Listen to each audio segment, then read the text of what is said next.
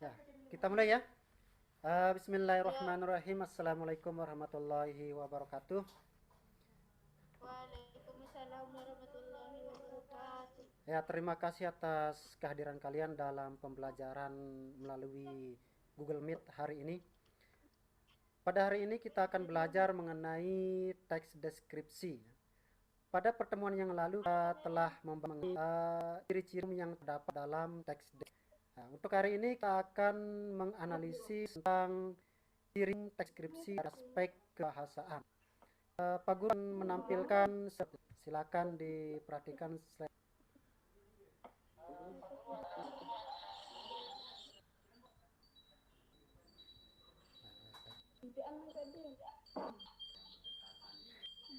Matikan speaker.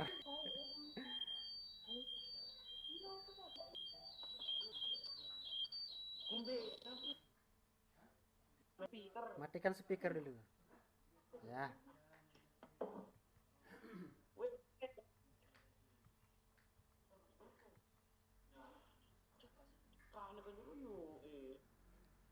Langsung muntang kan? Saya di sini. Aku masa engke? Ya, sudah nampak slideshow ini, PowerPoint ini? Sudah ya? Ya, teks deskripsi.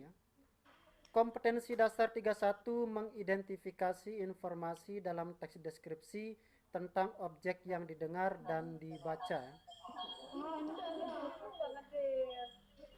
Tujuan pembelajaran 3.12, siswa mampu menemukan ciri teks deskripsi dari aspek kebahasaan. Kemudian langkah-langkah pembelajaran yang akan kita lalui. Pertama, mengamati ciri kebahasaan teks deskripsi. Yang kedua, menganalisis ciri kebahasaan teks deskripsi. Dan yang ketiga, mengomunikasikan ciri kebahasaan teks deskripsi. Apa yang dimaksud dengan teks deskripsi? Teks yang bertujuan memberikan gambaran tentang sesuatu, baik itu objek, tempat, suasana, secara rinci dan jelas.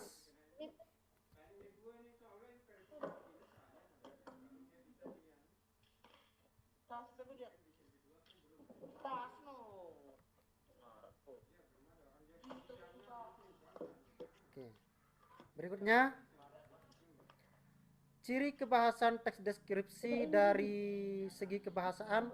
Yang pertama adalah menggunakan kata khusus. Yang kedua, menggunakan kalimat perincian.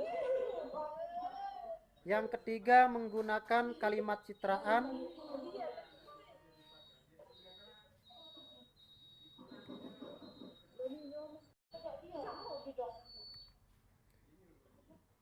Yang kelima, menggunakan kalimat majas.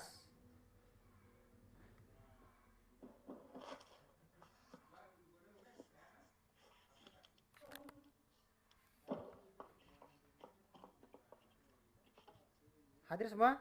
Hadir ya? Hadir. Nah, slideshow-nya sudah terlihat di layar masing-masing? Terlihat ya? Ya, baik. Ciri kebahasan yang pertama adalah menggunakan kata khusus. Apa itu kata khusus? Kata yang memiliki ruang lingkup yang lebih terbatas, atau dalam istilah bahasa Indonesianya disebut dengan hiponim. Nah, kemudian ada juga kata umum yang disebut dengan hipernim. Mana contohnya? Misalnya kata umum serangga.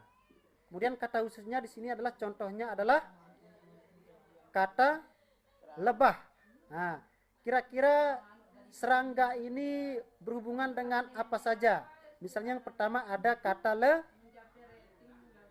lebah. Nah, yang kedua apa lagi? Ada kata serangga. Serangga bagian dari kupu-kupu, apa lagi?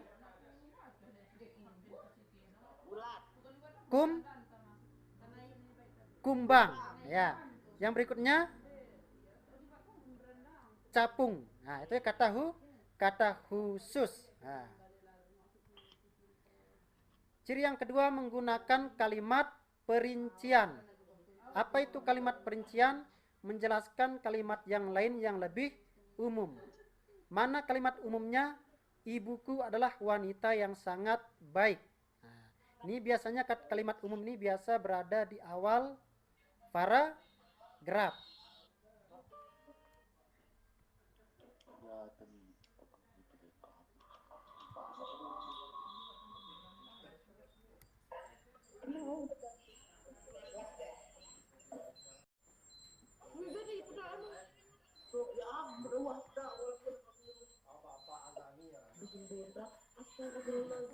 Yang berikutnya, matikan mic.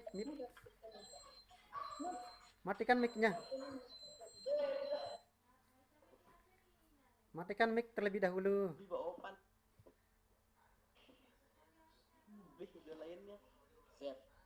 Ya, lanjut ya. Baik, kita lanjutkan.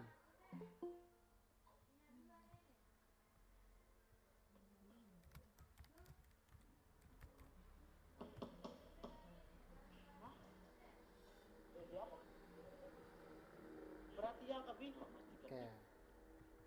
Lanjut ya. Kemudian yang ketiga, ciri dari teks deskripsi dari aspek kebahasaan adalah menggunakan kalimat citraan. Apa itu kalimat citraan?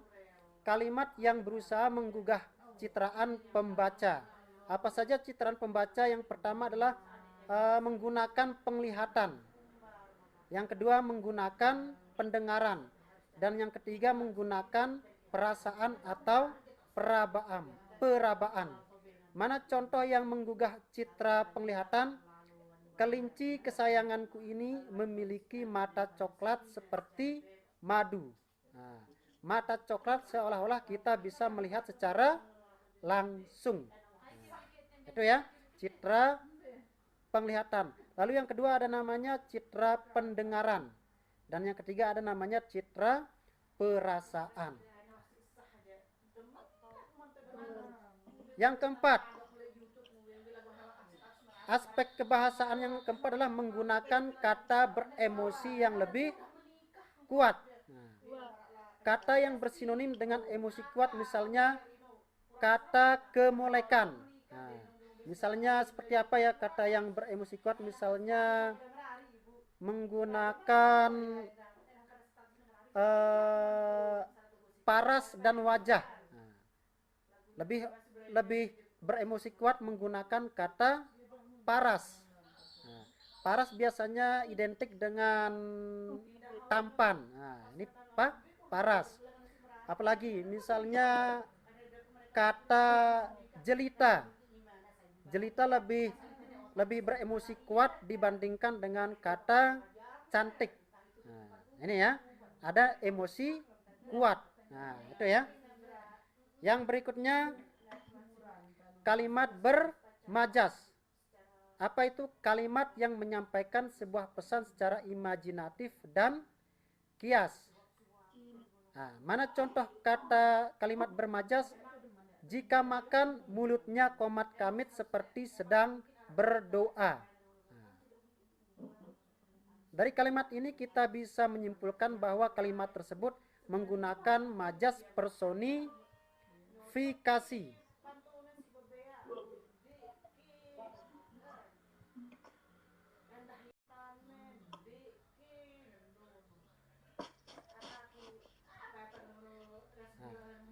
Di mana letak majasnya?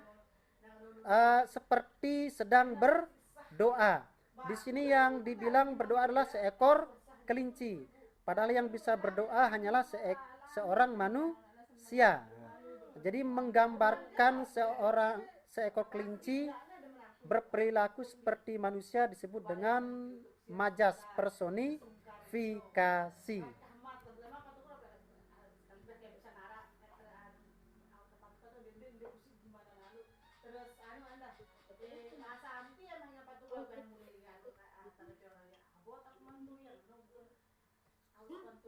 Ya, itu ya untuk mengenai materi tentang ciri-ciri kebahasaan teks deskripsi ya.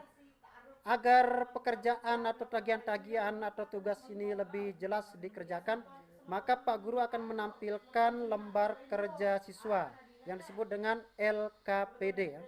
Silakan diperhatikan LKPD berikut. Pak Guru akan tampilkan. Siap.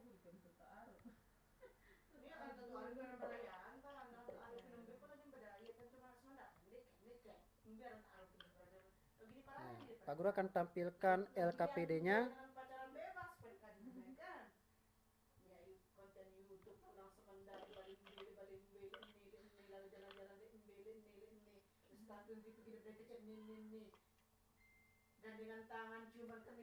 Sudah nampak kira-kira Zaidi? Sudah ya? Ya. Yang pertama nama dan kelas. Nah, kemudian tahap pelaksanaannya, temukanlah kata-kata khusus yang terdapat dalam teks deskripsi berikut dengan cara mengisi kolom tabel yang disediakan. Ya, jadi di bagian sini yang akan kalian isi. Misalnya kata umumnya adalah serangga. Nah, nanti kalian tulis kata khususnya. Nah, itu ya.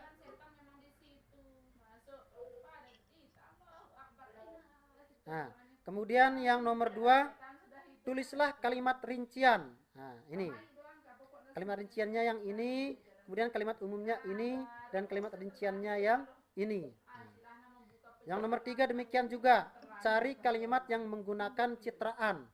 Seakan dapat dilihat, seakan dapat didengar, seakan dapat dirasakan. Yang nomor 4, temukanlah kata yang beremosi kuat. Nah, seperti tadi ya, kemolekan. Maknanya apa? Nah, ini ya. Yang nomor 5, temukanlah kalimat yang bermajas. Nah, ini. Ya. Kira-kira paham? Ada yang ditanyakan kira-kira? Ada pertanyaan mengenai tugas ini? Tidak ada ya? Ya, dari pembelajaran tadi kita dapat simpulkan bahwa ciri kebahasan teks deskripsi ini ada 5. Yang pertama adalah menggunakan kata khusus. 2, menggunakan kalimat bermajas. 3, menggunakan kalimat perincian. 4, menggunakan citraan. Dan yang kelima menggunakan apa tadi? Yang kelima menggunakan kata khusus. Nah, itu 5 ciri teks deskripsi dari segi aspek kebahasaan ya. Ya, demikian ya. Kira-kira ada yang ditanyakan? Tidak ada ya? Ya, tugas yang tadi dapat dikirimkan melalui link yang akan dibagikan melalui WA. Demikian untuk pembelajaran hari ini. Mudah-mudahan apa yang kita pelajari pada pagi hari ini dapat menambah wawasan kita dalam pembelajaran bahasa Indonesia ya. Pak Guru akhiri untuk pertemuan kali ini. Kita akan bertemu pada pertemuan berikutnya dalam hal menentukan jenis-jenis teks deskripsi. Pak Guru undur diri. Assalamualaikum warahmatullahi wabarakatuh.